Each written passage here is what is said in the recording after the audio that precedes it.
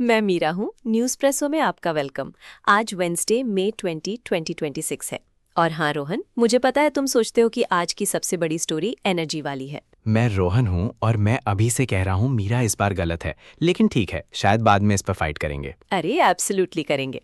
चलो world story से start करते हैं, क्योंकि समहाउ प्लैनेट ने एक साथ कई अलार्मिंग चीजें करने का फैसला कर लिया है। ओके, लेकिन रुकिए। ईस्टर्न कॉन्गो में बुंडी बुगियो एबोला का आउटब्रेक जो इटूरी से नॉर्थ कीवू तक फैल रहा है और युगांडा तक भी पहुंच गया है। ऐसी हेडलाइन नहीं है जिसे आप बस स्किम करके छोड़ दें। नहीं, और इसे स्पेशली ग्रिम बनाने वाली चीज़ स्पीड और अनसर्टेनिटी का कॉम्बो है। WHO का इसे public health emergency of international concern कहना मतलब है कि वो गवर्नमेंट्स और डोनर्स को और तेज मूव होते देखना चाहते हैं। राइट, वो ऑफिशियल लाइन है, लेकिन प्रैक्टिकल पार्ट ये है कि हॉस्पिटल्स पहले से ही स्ट्रेच्ड है और ट्रीटमेंट सेंटर्स बुनिया और गोमा में खुल रहे हैं। इससे साफ है कि वो कैचअप खेल रहे हैं। और ये फैक्ट कि टेस्टिंग डिलेज और कॉन्फ्लिक्ट की वजह से रियल केस काउंट ज़्यादा हो सकता है, ये वो डिटेल है जिस पर सबको ध्यान देना चाहिए। एग्जैक्टली। स्टोरी कहती है कि आउटब्रेक शायद ऑफिशियल्स को स्ट्रेन पता चलने से पहले ही फैल गया था, क्योंकि शुरू में वो गलत चीज़ के लिए टेस्ट कर रहे थे और लैब वर्कफ्लोज भी डिसरप्टेड थे। ये एक साथ बैड पब्लिक हेल्थ और बैड टाइमिंग है। ऑल्सो बुंडी बुगियो जायरस स्ट्रेन जितना डेडली नहीं है, लेकिन अप्रूव्ड वैक्सीन्स या स्पेसिफिक ट्रीटमेंट्स कम है, सो डिटेक्शन और सपोर्टिव केयर मेन टूल्स बन जाते हैं। और फिर ट्रैवल रिस्पांस शुरू होता है। यूएस और दूसरे देशों का एंट्री चेक्स टाइट करना, कुछ एक्सपोज लोगों को मॉनिटरिंग के लिए इवैक्यूएट करना, एयरपोर्ट्स और पोर्ट्स पर स्क्रीनिंग। प्रिडिक्टेबल, लेकिन कंफर्टिंग तो बिल्कुल नहीं। नहीं, लेकिन शायद ज़रूरी। मतलब अगर ट्रांसमिशन बुनिया, बुटेम्बो और गोमा जैसे टाउन से बॉर्डर्स पार कर रहा है, तो आप इसके बारे में कैजुअल नहीं हो सकते। ट्रू, फिर भी कम्युनिटीज़ में फ्रस्ट्रेशन भी सुनाई देती है। लोग वैक्सीन्स, बेटर हेल्थ केयर और सेफर ट्रैवल कॉरिडोर्स मांग रहे हैं। और लॉन्ग टर्म में वही मैटर करता है, राइट? सर्विलेंस, तेज लैब कैपेसिटी, सस्टेन फंडिंग, ये वो बोरिंग चीज़ें हैं जो क्राइसिस आने तक बोरिंग लगती हैं। इंटरेस्टिंग है कि ग्लोबल अलार्म हमेशा सिस्टम के स्ट्रेन में आने के बाद ही पहुंचती है। Very efficient humanity. हाँ, और ये वाला सच में टेस्ट है कि इंटरनेशनल रिस्पांस का मतलब प्रेस रिलीजेस से आगे भी कुछ है या नहीं। ऑल राइट, पब्लिक हेल्थ से जियोपॉलिटिक्स की तरफ शिफ्ट करते हैं, और इस बार हार्डवेयर बहुत ज़्यादा है। पाकिस्तान का अबाउट 8,000 ट्रूप्स और JF-17 जेट्स का एक स्क्वाड्रन सऊदी अरेबिया भेजना। ओके, इस वन की स्केल ने मुझे जेन्युइनली सरप्राइज किया। प्लस 2 ड्रोन स्क्वाड्रंस और एक Chinese made HQ-9 air defence system. ये सिंबॉलिक जेस्चर तो नहीं है? नहीं, ये सीरियस डिप्लॉयमेंट है। एक कॉन्फिडेंशियल म्यूचुअल डिफेंस पैक्ट के तहत जो पिछले साल साइन हुआ था। फोर्स को कॉम्बैट केपेबल बताया गया है और इसे पाकिस्तानी पर्सनल ऑपरेट कर रहे हैं विद सऊदी फंडिंग। और उन पर्सनल में से ज़्यादातर एडवाइजरी और ट्रेनिंग रोल्स पर फोकस करने वाले हैं, जबकि ज़रूरत पड़ने पर लार्ज और रिस्पॉन्स के लिए रेडी भी रहेंगे। सो ये लेयर्ड है, सिर्फ बूट्स ऑन द ग्राउंड नहीं। और यही इसे इंटरेस्टिंग बनाता है। पैक्ट की कॉन्फिडेंशियलिटी का मतलब है कि एग्जैक्ट टर्म्स अभी भी हिडन है, लेकिन रॉयटर्स कहता है अरेंजमेंट सर्कमस्टांसेस डिमांड करे तो 80,000 ट्रूप्स तक एक्सपैंड हो सकता है। अगर कभी ये पेपर से रियलिटी में मूव हुआ तो वो ह्यूज नंबर है, और ये पाकिस्तान की ब्रॉडर रोल को भी फिट करता है, तेहरान और वॉशिंगटन के बीच मीडिएटर के रूप में। राइट, और साथ ही रियाद के साथ टाइज भी डीपन कर रहा है। सो इस्लामाबाद एक साथ डिप्लोमेसी और डिटरेंस दोनों ट्राई कर रहा है। इक्विपमेंट एंगल भी मैटर करता है। JF-17 और HQ-9 सिस्टम चाइना को पिक्चर में लेकर आते हैं, बिना चाइना को ज्यादा कुछ कहने की जरूरत पड़े। यही हिस्सा लोग ध्यान से देखेंगे। क्या ये सिर्फ सऊदी एनर्जी इंफ्रास्ट्रक्चर के लिए डिफेंसिव कवर है, या पूरे गल्फ सिक्योरिटी सेटअप को थोड़ा सा नज करता है? और सऊदी अरेबिया और उसके वेस्टर्न एलाइज का क्या करते हैं? अगर पाकिस्तान और प्रोटेक्शन आर्किटेक्चर का हिस्सा है तो ओल्ड अजम्पशंस बदल जाते हैं। एग्जैक्टली। स्टोरी सिर्फ ट्रूप्स डिप्लॉयड नहीं है, ये है गल्फ में डिटरेंस शेप करने का राइट अब किसके पास है। हाँ, और वो आंसर मिडल ईस्ट से बहुत आगे मैटर कर सकता है। ऑयल और प्रेशर की बात करें तो यूएस ने 30-डे वेवर एक्सटेंड किया है, जिससे सी में स्ट्रैंडेड रशियन ऑयल बायर्स तक जा सके। मैकेनिक्स सोचो तो ये एक्चुअली ह्यूज है। बात नई डील्स की नहीं है, बात उस ऑयल को क्लियर करने की है जो ऑलरेडी सिस्टम में है। और वॉशिंगटन कहता है कि इससे फिजिकल क्रूड मार्केट स्टेबलाइज होता है और energy vulnerable Nations including India तक पहुंचने में मदद मिलती है वेस्ट एशिया क्राइसिस और होर्मुज डिस्ट्रप्शंस के बीच। जो रशिया को पनिश करो और बेस्ट की उम्मीद रखो वाले टोन से बहुत अलग है। यहाँ एम्फेसिस सप्लाई प्रेशर और प्राइस स्पाइक्स प्रिवेंट करने पर है। ये कुछ ही हफ्तों में दूसरी एक्सटेंशन है अर्लियर वेवा एक्सपायर होने के बाद, सो ये वन ऑफ इम्प्रोवाइजेशन नहीं है। थॉटफुल, और इंडिया इस सबके सेंटर में है क्योंकि न्यू दिल्ली बार बार कहता है कि वो रशियन क्रूड कमर्शियल टर्म्स पर खरीदेगा, वेवर से पहले, दौरान और बाद में भी। हाँ, और रशिया से इंडिया का इंपोर्ट्स अभी भी नियर रिकॉर्ड लेवल्स पर है। कुछ महीनों में रशिया लगभग 40% इंडिया की क्रूड सप्लाई दे रहा है। That's not a footnote, that's the story. Market logic तो ऑब्वियस है, डिस्काउंट्स, दूसरे सप्लायर्स पर सैंक्शंस प्रेशर, और एक देश जो अफोर्डेबिलिटी और एनर्जी सिक्योरिटी को प्रायोरिटाइज कर रहा है। लॉ मेकर्स इसे पुतिन को दिया गया गिफ्ट कह सकते हैं, लेकिन ऑफिशियल्स मार्केट स्टेबिलिटी की बात कर रहे हैं, जो ईरान वॉर और होर्मुज चोक पॉइंट से जुड़ा है। और नॉर्मल लोगों के लिए यहीं ये रियल हो जाता है। अगर सप्लाई लाइंस वॉबल कराएं तो फ्यूल प्राइसेस पोलाइटली थियोरेटिकल नहीं रहते। नहीं, वो बाकी सब चीज़ों में दिख जाते हैं, इसलिए ये छोटे पॉलिसी शिफ्ट्स इतने लाउड हो सकते हैं। हाँ, और बड़ा सवाल ये है कि जियोपॉलिटिकल स्ट्रेस के बीच ये बैलेंसिंग एक्ट कितना समय तक चल सकता है। अब ऑयल से मेंटेनेंस की तरफ, जो समहाउ जियोपॉलिटिक्स भी है। यूएस का इंडिया के अपाची हेलीकॉप्टर्स और M777 हाउइट्जर्स के लिए अबाउट $428.2 मिलियन के सस्टेनमेंट पैकेजेस अप्रूव करना।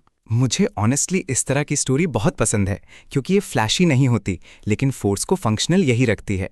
नए वेपन्स अटेंशन लेते हैं, अपकीप वॉर्स जीतती है। लो, प्रोक्योरमेंट को लाइफ फिलॉसफी में बदल दिया। लेकिन हाँ, बात एग्जिस्टिंग सिस्टम्स को बैटल रेडी रखने की है, नए टॉयज जोड़ने की नहीं। एग्जैक्टली। अपाची पैकेज करीब $198.2 मिलियन का है और इसमें इंजीनियरिंग, लॉजिस्टिक्स, ट्रेनिंग, डेटा और प्रोग्राम सपोर्ट शामिल हैं, विद बोइंग और लॉकहीड मार्टिन मुख्य कॉन्ट्रैक्टर्स हैं। और M777A2 पैकेज लगभग $230 मिलियन का है, spares, repair, training, field support और डेपो रेडीनेस के लिए, with BAE systems as principal contractor. India का अपाची फ्लीट पहले से ही उसकी एयर और आर्मी सेटअप का बड़ा हिस्सा है और इन्हें हाई एल्टीट्यूड और बॉर्डर एरियाज में यूज किया गया है, सो अप टाइम मैटर करता है। डिप्लोमैटिक एंगल भी यही है, ये नए सेल्स नहीं है, लॉन्ग टर्म सस्टेनमेंट डील्स हैं, जिससे साफ है कि वॉशिंगटन न्यू दिल्ली के साथ डीपर डिफेंस टाइज चाहता है। और ये broader US goals in the Indo Pacific के साथ अलाइंड है। बिना नए हार्डवेयर के भी रिलेशनशिप स्ट्रॉन्गर हो जाती है जब एग्जिस्टिंग किट रिलायबल रहती है। मैं इस आइडिया से असहमत हूँ कि नए वेपन्स नहीं मतलब इम्पोर्टेंट नहीं। मिलिट्रीज के लिए मेंटेनेंस ही कैपेबिलिटी और पेपरवर्क के बीच का फर्क है। फेयर, रेडीनेस का बहुत अनग्लैमरस रूप। एग्जैक्टली, और बॉर्डर टेंशन्स अभी भी इंडिया के सिक्योरिटी एनवायरनमेंट का हिस्सा है, तो ये क्वाइट सपोर्ट मैटर करता है। ऑलराइट, पॉलिटिक्स की तरफ चलते हैं और अनसरप्राइजिंगली ये मेसी है। वेस्ट बंगाल में चंद्रकांत रात की मर्डर अब लोकल क्राइम से निकलकर नेशनल अटेंशन वाली पॉलिटिकल इन्वेस्टिगेशन बन गई है। हाँ, क्योंकि रात चीफ मिनिस्टर शुभेंदु अधिकारी के पर्सनल असिस्टेंट थे और उनकी मौत असेंबली पोल्स के सिर्फ 2 दिन बाद हुई। जिसका मतलब है कि इस केस का हर हिस्सा पॉलिटिकली कंबस्टेबल है। केस बंगाल पुलिस से CBI तक पहुंच गया और अब बलिया उत्तर प्रदेश के राजकुमार सिंह को मुजफ्फरनगर में यूपी पुलिस की मदद से अरेस्ट किया गया है। और CBI को ट्रांजिट रिमांड मिलने का मतलब है वो इससे पूछताछ कर सकते हैं और चेन फॉलो कर सकते हैं। सप्लाई, पेमेंट, कोऑर्डिनेशन, अरेस्ट का असली वैल्यू यही है। राइट, एलिगेशन सिर्फ ट्रिगर किसने दबाया नहीं है, बल्कि किसने हिट ऑर्डर किया और किसने पे किया।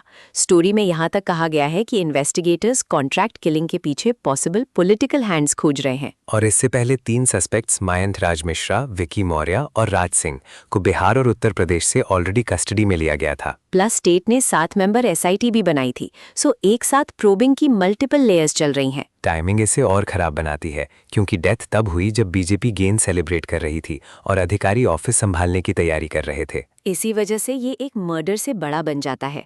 ये हर उस सस्पिशन को फीड करता है जो लोगों के दिमाग में पॉलिटिकल राइवलरी और इन्फ्लुएंस को लेकर पहले से है। लेकिन क्या मास्टरमाइंड्स अभी पता चले हैं? नहीं, अभी पूरी तरह नहीं, और यही वजह है कि CBI का स्टेपिंग इन मैटर करता है, अगर वो आरोपों के पाइल की जगह कोहेरेंट पिक्चर बना सके। हाँ, क्योंकि वरना ये बस एक बहुत सीरियस क्राइम के आसपास नॉइज बनकर रह जाता है। सुप्रीम कोर्ट वाली स्टोरी अलग है, लेकिन उतनी ही पावर के बारे में है, बस यहाँ स्टेट की पावर लिबर्टी पर है।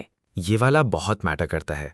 जम्मू कश्मीर का एक आदमी UAPA केस के ड्रैग होने के दौरान सालों जेल में रहा और आखिरकार कोर्ट ने बेल दे दी। और कोर्ट का मैसेज काफी ब्लंट था, बेल रूल है और jail exception, even in UAPA cases जब ट्रायल डिलेज बहुत एक्सट्रीम हो जाए। इसने 2021 के KN नजीब रूलिंग का हवाला दिया, जिसमें कहा गया था कि ट्रायल में डिले बेल का कॉन्स्टिट्यूशनल ग्राउंड हो सकता है। ये इंपॉर्टेंट प्रेसिडेंट है। जजेस ने ये भी वार्न किया कि छोटे बेंच रूलिंग से उस प्रेसिडेंट को हॉलो आउट नहीं करना चाहिए। दूसरे शब्दों में वो लीगल गेम्स के मूड में नहीं थे। अंद्राबी केस को एनआईए ने नार्को टेरर मैटर में इन्वेस्टिगेट किया था और ट्रायल इतना धीमा चल रहा था कि कोर्ट को साफ लगा इंडेफिनिट डिटेंशन एक प्रॉब्लम है। उन्होंने कंडीशन ज़रूर लगाई, पासपोर्ट सरेंडर करना और पुलिस को रेगुलर रिपोर्टिंग। सो ये फ्री पास नहीं था, बस कॉन्स्टिट्यूशनल लिमिट्स की रिकग्निशन थी। और कोर्ट ने जो एनसीआरबी डेटा साइट किया वो स्ट्राइकिंग है। Nation wide UAPA conviction rates बहुत लो हैं और जम्मू एंड कश्मीर में 1% से भी कम। ये डेटा शायद इसलिए मैटर कर गया क्योंकि ये उस अजम्पशन को तोड़ता है कि लंबे डिटेंशन का मतलब ऑटोमेटिकली इवेंचुअल कन्विक्शन होता है। कोर्ट ने गल्फिशा फातिमा और गुरविंदर सिंह रूलिंग्स की भी आलोचना की कि उन्होंने नजीब रेशियो को प्रॉपर्ली फॉलो नहीं किया, जो काफ़ी डायरेक्ट रिब्यूक है। ये आर्टिकल 21 और आर्टिकल 22 को प्रिजम्पशन ऑफ इनोसेंस से जोड़ता है।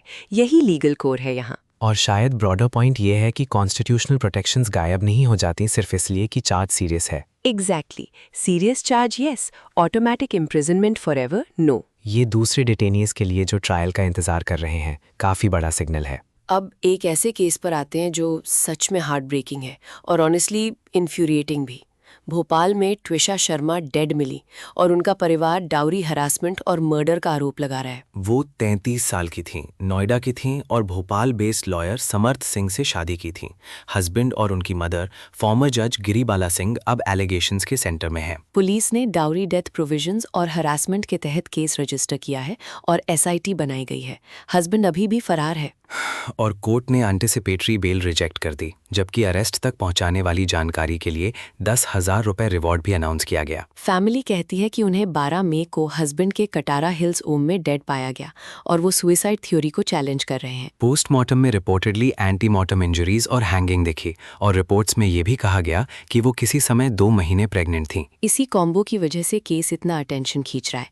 एविडेंस डिस्ट्रक्शन की चिंता भी है और इसीलिए एसआईटी इतनी इंपॉर्टेंट है। एक्टिविस्ट्स और फ्रेंड्स ने दिल्ली में प्रोटेस्ट किया, सीबीआई इंक्वायरी और एम्स दिल्ली में फ्रेश ऑटोप्सी की मांग करते हुए। उन्हें क्लियरली करंट प्रोसेस पर भरोसा नहीं है। और फिर मदर इन लॉ के स्टेटमेंट्स, जिनमें साइकियाट्रिक ट्रीटमेंट और प्रेगनेंसी के दौरान मैरिजुआना यूज के आरोप थे, ने फैक्चुअल डिस्प्यूट को और फैलाया। यही अगली पार्ट है। जब केस पब्लिक हो जाता है, हर कोई उन्हीं फैक्ट्स की इंटरप्रिटेशन पर लड़ने लगता है। लेकिन कोर इशू सिंपल है, क्या ये डाउरी डेथ थी और क्या सिस्टम ने एविडेंस और ट्रस्ट बचाने के लिए इनफ फास्ट मूव किया? और अभी हम ये नहीं जानते। जो जानते हैं वो ये कि फैमिली को लग रहा है प्रोसेस पर पहले ही शक है। और ऐसे केसेस में ट्रांसपेरेंसी इतनी जरूरी इसी वजह से होती है। हाँ, क्योंकि अगर लोग प्रोब पर भरोसा करना बंद कर दें तो डैमेज एक केस से बहुत आगे चला जाता है। नोएडा का दीपिका नगर केस भी इसी प्रॉब्लम को बहुत साफ तरीके से सामने लाता है। पुलिस कहती है कि उनकी मौत जलपुरा विलेज में इन-लॉज के 3 स्टोरी हाउस की रूफ से गिरने के बाद हुई। परिवार का कहना है कि डाउरी के लिए उन्हें पीटा गया और टॉर्चर किया गया। और इन्वेस्टिगेटर्स ने उनके हस्बैंड ऋतिक और फादर इन लॉ मनोज को ऑलरेडी अरेस्ट कर लिया है, जबकि बाकी रिलेटिव्स अभी भी फरार हैं। पोस्टमार्टम फाइंडिंग्स ब्रूटल हैं। ब्रेन ब्लीडिंग, रप्चर्ड स्प्लीन और लिवर, प्लस मल्टीपल कंट्यूजन्स और इंजरी मार्क्स। ये ऐसी डिटेल नहीं है जिसे आप कैजुअली डिसमिस कर दें। विसरा सैंपल्स टॉक्सिकोलॉजी टेस्ट के लिए रखे गए थे, सो इन्वेस्टिगेटर्स अभी भी एग्जैक्टली क्या हुआ रिकंस्ट्रक्ट करने की कोशिश कर रहे हैं। फैमिली का आरोप है कि टोयोटा फॉर्च्यूनर एसयूवी और भारी कैश की डिमांड्स थीं, वेडिंग गिफ्ट्स और डाउरी एग्रीमेंट्स के बावजूद। उनका कहना है कि 2024 दिसंबर की शादी के तुरंत बाद हरासमेंट शुरू हो गई थी और फिर महीनों तक वर्सन होती गई, उस रात की वायलेंस और उस कॉल तक जिसमें कहा गया कि वो गिर गई थी।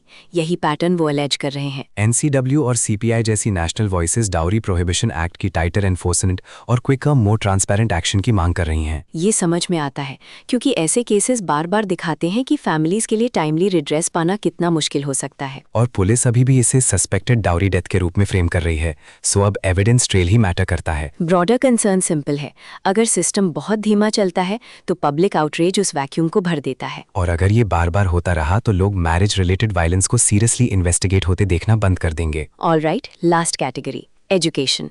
और समहाउ एग्जाम्स भी अब ट्रस्ट को जियोपॉलिटिकल लेवल डैमेज कर रहे हैं। ओके, ये वाइल्ड है। लीक्ड पेज ने स्टेट्स भर में अरेस्ट ट्रिगर कर दिए और नीट यूजी 2026 एग्जाम कैंसिल हो गया। मेडिकल एडमिशंस एग्जाम इतना वाइडली कॉम्प्रोमाइज हो सकता है, ये फैक्ट ही सबको अलार्म करना चाहिए, सिर्फ स्टूडेंट्स को नहीं। इन्वेस्टिगेशन में teachers, coaching centre owners, translators और एक ब्यूटिशियन तक शामिल है जिसने अलेजिडली स्टूडेंट्स को लीक्ड कंटेंट से लिंक किया। और नेटवर्क स्टेट्स और कोचिंग हब्स में फैला हुआ है, इसलिए ये सिर्फ एक रोग एक्टर नहीं है, सिस्टम फेलियर है। अर्ली फोकस पीवी कुलकर्णी पर था, जो पुणे के रिटायर्ड लेक्चरर हैं और जिन पर पेपर के सेक्शंस ड्राफ्ट और ट्रांसलेट करने का आरोप है। और शिवराज मोटेबांवकर पर, जो रेणुकाई केमिस्ट्री क्लासेस के ओनर है, जिन्हें तब अरेस्ट किया गया जब लीक्ड पेपर उनके फोन पर मिला। फिर उनकी कस्टडी दिल्ली में बढ़ाई गई और लतूर में आरसीसी प्रेमाइसेस पर सर्चेस किए गए।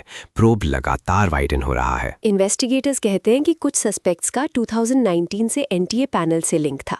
यही हिस्सा ट्रस्ट इशू को इतना सिवियर बनाता है। हाँ, क्योंकि जब लोगों को लगता है पाइपलाइन कॉम्प्रोमाइज्ड है तो पूरा टेस्टिंग सिस्टम शेकी लगने लगता है। कश्मीर और राजस्थान के फैमिलीज ऑलरेडी रूइंड टाइमलाइंस और लॉस्ट प्लान से डील कर रहे हैं। यही रियल ह्यूमन कॉस्ट है। और रिस्पॉन्स तेज है। पार्लियामेंट और गवर्नमेंट रिफॉर्म्स पुश कर रहे हैं। धर्मेंद्र प्रधान अगले साल से ऑनलाइन टेस्टिंग की बात कर रहे हैं और 21 जून का री एग्जाम अनाउंस हुआ है। एक्सपर्ट्स भी ट्रस्ट रिस्टोर करने के लिए एक रोबस्ट यूनिफाइड टेस्टिंग अथॉरिटी की मांग कर रहे हैं। ऑनेस्टली इस सब के बाद ये बेयर मिनिमम ही लगता है। मुझे सच में लगता है कि अगर सीबीटी शिफ्ट प्रॉपर्ली किया जाए तो वो मीनिंगफुल हो सकता है, लेकिन की यही है, इफ इट्स डन प्रॉपर्ली। यही कैच है। इंडिया में डैमेज ऑलरेडी विजिबल होते ही रिफॉर्म अनाउंस करने की आदत रही है। फिर भी अगर गोल ज्यादा ट्रांसपेरेंट टेस्टिंग रिजीम और प्रॉब्लम सामने आते ही फास्टर एक्शन है तो वो कम से कम सही डायरेक्शन है। अग्रीड। सवाल ये है कि क्या सिस्टम इस बार फॉलो थ्रू कर पाएगा। और इसी के साथ आज के लिए यहीं छोड़ते हैं। न्यूज़ प्रेसो पर हमारे साथ हैंग आउट करने के लिए थैंक्स। ट्यून रहिए और हम जल्द वापस आएंगे।